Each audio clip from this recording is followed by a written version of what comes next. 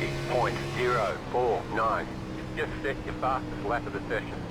Alright, now let's take a look at the hot lap. So I'm in the iRacing replay because Windows got rid of my Telestrator app that I used, so that's fun. So let's check out and see how I got this lap here. So going into the this is going to be second lap hot lap, and so you have to lift a little bit when you run the high line on your first lap here on 3 and 4, but just a little bit on entry. That's the only time I lifted. Right as the banking transitions, you lift a little bit, 25%, then you get right back in it.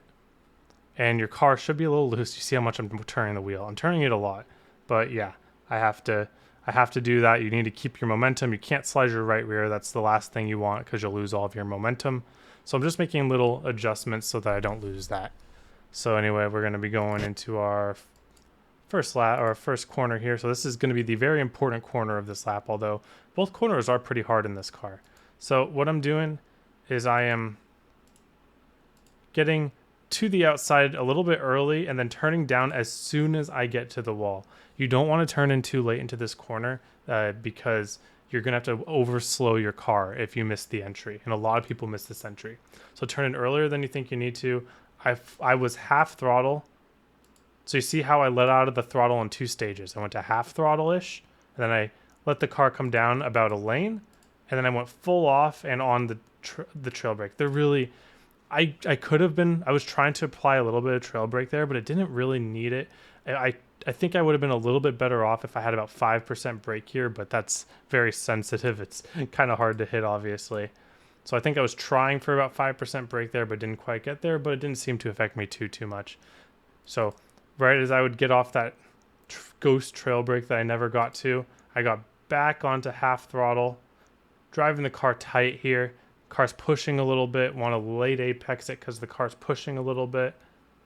And then I'm just going to try to straighten the car out, let it slide up the wall because I'm trying to carry as much momentum as possible. So I want to be full throttle as early as I can be, but you can't go full throttle while your wheel is still turned. Your car will just plow.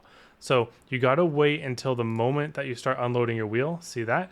And then I started slowly raising it. The more I unload my wheel, the more I'm going to raise my throttle.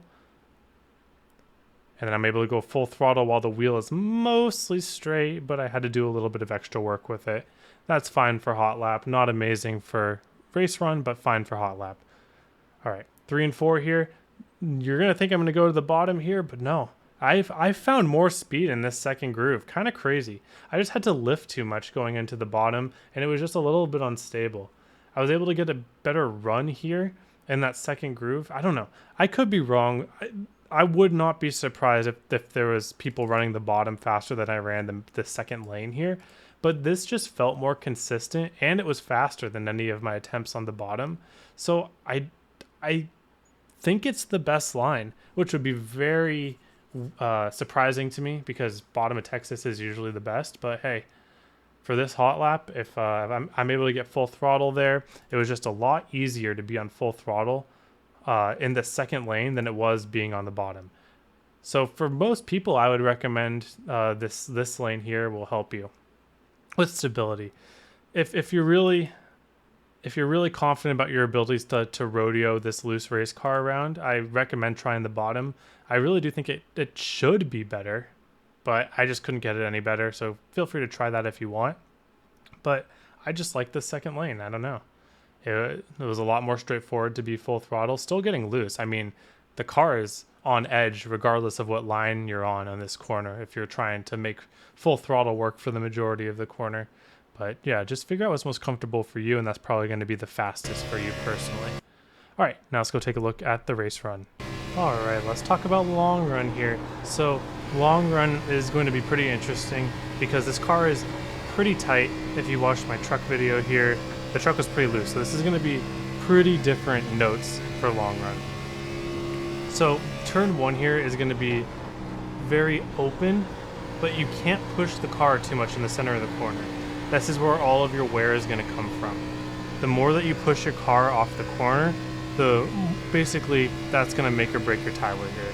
And then 3 and 4, I still can't believe I ran second lane for the hot lap, but you can run the bottom for 3 and 4. It's basically, if you can make the bottom work without just sawing at the wheel the entire time, that's definitely going to be the better way. If you're just unable to get a feel for the bottom, that middle line should be okay, but it definitely will wear more than the bottom.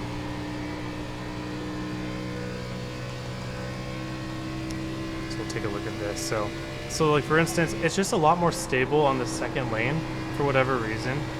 And you can kind of drive down towards the bottom too, and it's probably a little faster.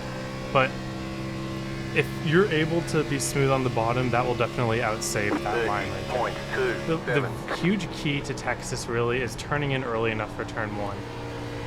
If you don't turn in early enough for turn 1, you're just going to be faced with a ton of wheel input to make the bottom, and that's where a lot of your wear is going to come from.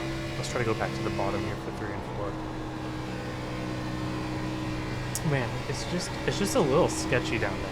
As the tires heat up, it really isn't as bad as what it was for that hot lap run.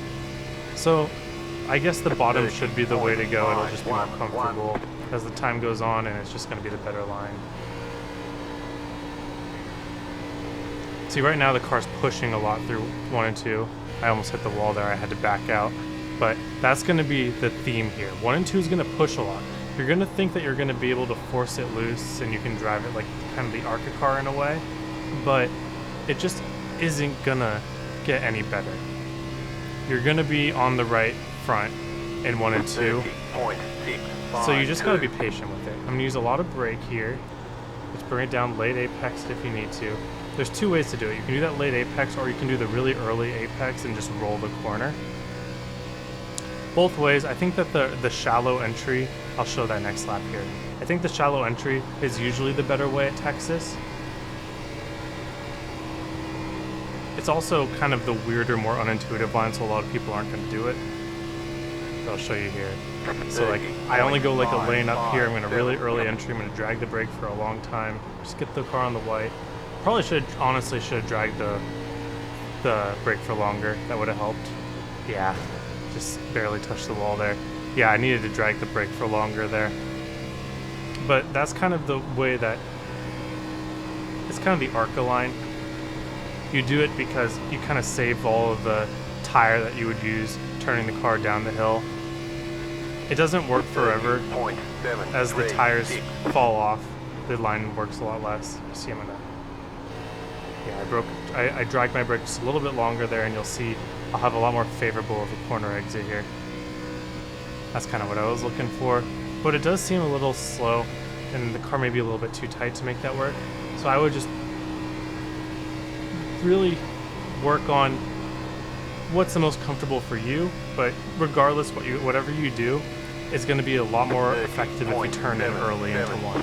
So I'm going to wide arc this now. Let's see how this goes. Bring it down, I'm just going to roll it.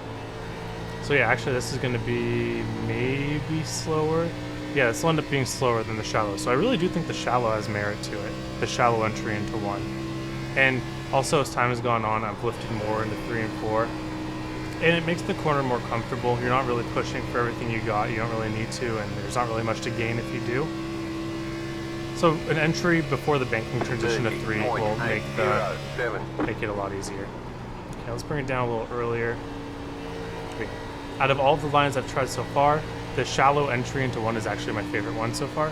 You just got to drag the brake just a little bit longer than you think you have to, because that's kind of the nature of the angle of the corner, and you'll save a lot of your tire wear.